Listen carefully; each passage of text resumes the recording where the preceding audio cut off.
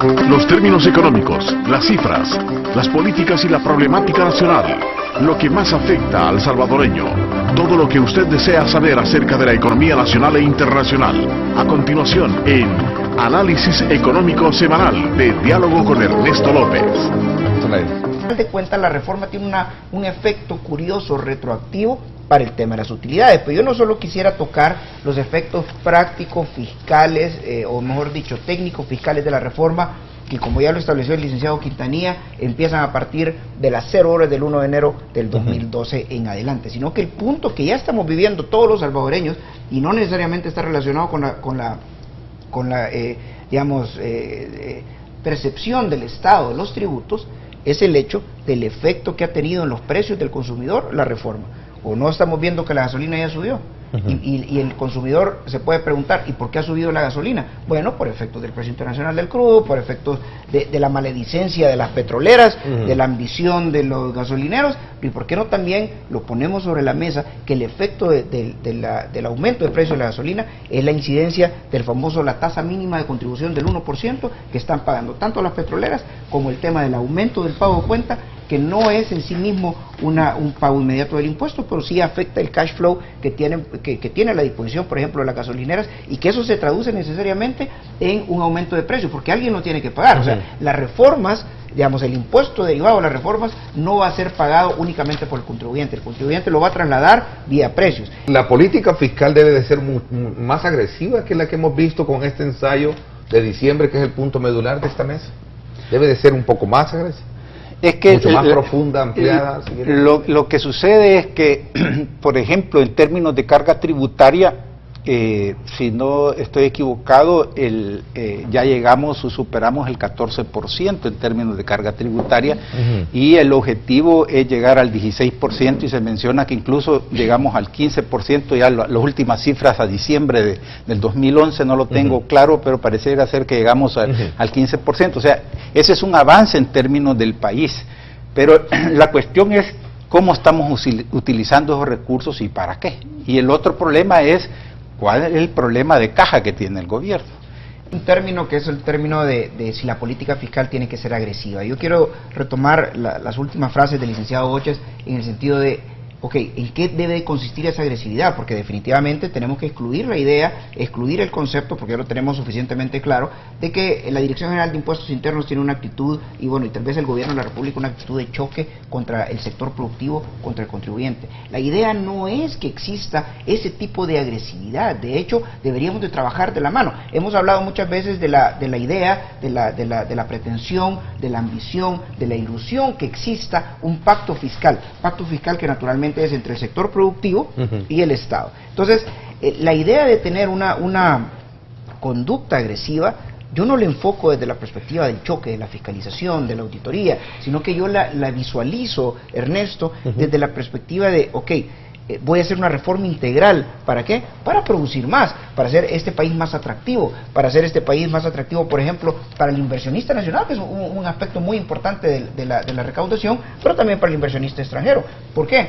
Porque el inversionista extranjero no solo nos trae capital, porque el capital en sí mismo no es un bien, sino que nos trae el capital, un capital que produce, un capital que se traduce en transferencia de tecnología, un capital que se traduce en inversiones, un capital que se traduce en más empleo, un capital que se traduce en una dinámica virtuosa dentro del país. Entonces, desde esa perspectiva, lo que realmente el gobierno debería estarle apostando es a una visión de país a largo plazo, a través de como te decía, de una reforma integral. Pero ¿qué es lo que sucede? Cuando nosotros venimos y ponemos una reforma que grava, por ejemplo, los dividendos, no lo podemos únicamente analizar en el sentido de, bueno, estos accionistas, estos capitalistas, estos especuladores que paguen más, sino que cuando nosotros grabamos dividendos, visualicemos de que el país ya tenía ciertas reglas del juego establecidas, donde se había preocupado entidades como Provesa de traer inversionistas extranjeros, decirles, mire, estas son las reglas del juego,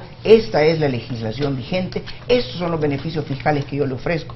Y ahora venimos, a través de una reforma, damos un manotazo sobre la mesa y decimos, mire, siempre no. Yo le ofrecí que iba a dejar de pagar impuestos, ¿sabe qué? Hoy me va a pagar. Entonces, mandamos un mensaje de nación confuso, donde pareciese de que cada 5 años va a haber una sorpresa. Y nosotros insisto, no obstante el tinte político, el concepto político, la inclinación política o ideológica que pueda tener una persona, tenemos necesariamente que tener una visión de país. Es la única forma que vamos a poder tener un desarrollo a largo plazo. Ahora, yo quisiera ahí destacar una cuestión. Tener una visión de país probablemente pudiera, no necesariamente es que no vamos a pagar más impuestos. O sea, porque si nosotros como país de largo plazo vemos que necesitamos esfuerzos importantes en el área social. O sea, el planteamiento de que vamos a crecer económicamente y que después van a llegar los resultados a la población, el famoso rebalse, ya está comprobado de que no funcionó. Entonces, la política social ahora tiene que tomar una mayor relación con la política económica y, por lo tanto, el aspecto de que construyamos un acuerdo de país probablemente lleve a que sí necesitamos pagar más impuestos, probablemente. O sea, la cuestión es que no se vaya a entender que llegar a un acuerdo de país o a un pacto de nación o como se quiera llamar, no quiere decir que no vamos a pagar más impuestos. Retomando un poco de lo que se mencionó anteriormente, definitivamente va a afectar en la perspectiva de crecimiento económico. Eso está claro, yo creo que lo aceptan todos, inclusive los mismos propulsores de la reforma. Sí. Esto es porque la reforma ha sido muy compleja en su análisis. La reforma introdujo situaciones nuevas, aspectos nuevos que no tenían las partes tributarias del Estado y del país. No tenía, por ejemplo, un gravamen a ingresos brutos, no tenía un gravamen o un techo para utilidades brutas. Esta reforma genera desigualdad, genera inequidad. Por eso es que esta reforma se vuelve un poco más compleja que otras reformas que han existido. El fiscal, llamémoslo así, que está experimentando el Estado. Entonces, yo considero que la reforma tuvo un enfoque cortoplacista desde la perspectiva de necesito más recursos, y le voy a poner una palabra, como sea. Y empezamos a meterle a la reforma ideas como la tasa mínima del impuesto que recoge el artículo 76 y 77 del impuesto sobre la renta, ya reformado, cuyos efectos lo ha explicado, pues yo creo que de forma bastante clara el licenciado Quintanilla. Entonces nos vamos a dar cuenta de que en un primer momento la reforma puede venir y meterle la mano en el bolsillo al contribuyente, exprimir al contribuyente y sacarle de una forma desproporcionada para específicamente ciertos rubros de la producción que tienen alto volumen y poca utilidad, que precisamente obtienen su utilidad de haber vendido bastante, pero con un margen pequeño. Y aquí no estamos hablando únicamente de las petroleras, Ernesto, estamos hablando distribuidores de tarjetas prepago, estamos hablando distribuidores de productos al detalle, empresas logísticas que venden bastante, pero su utilidad es pequeña. Yo creo, Ernesto, hay un elemento tal vez bien importante.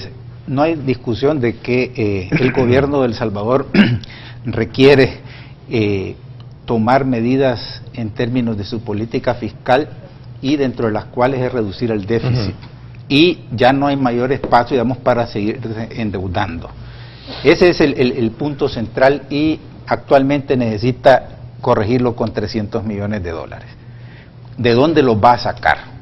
Y ahí entra el factor político, porque aquí no olvidemos el factor político, Ernesto. En términos, se dice que en las últimas elecciones uno de los que le pasó la factura fue la clase media. ¿Ok? Y, bueno, si van a reducir los subsidios, porque van a tomar esa medida, lógicamente empiezan a discutir, bueno, ¿y qué vamos a quitar? Si está aumentando el precio de la gasolina, ya anunciaron mayor precio de energía, etcétera, y que afecta directamente al bolsillo. Entonces, ¿dónde va a disminuir? Vamos a disminuir los subsidios. Y ahí pueden tener una gama importante del transporte. Y el transporte ya está peleando por ajustar en función del incremento de la gasolina.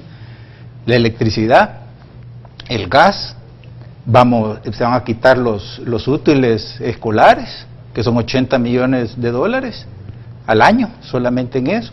Están las transferencias monetarias condicionadas de comunidades solidarias, y en fin, hay un sinnúmero de recursos que el gobierno está invirtiendo. Entonces, ahí empiezan de carácter político, decisiones de carácter político, y es donde lo electoral puede afectar tremendamente las decisiones y ya se olvidan de todo el razonamiento del fundamento técnico y son decisiones que van contaminadas con el elemento electoral, porque en el fondo el tema central del país es cómo crecemos económicamente, cómo hacemos para que haya una mayor inversión del sector privado, porque ahí está el punto.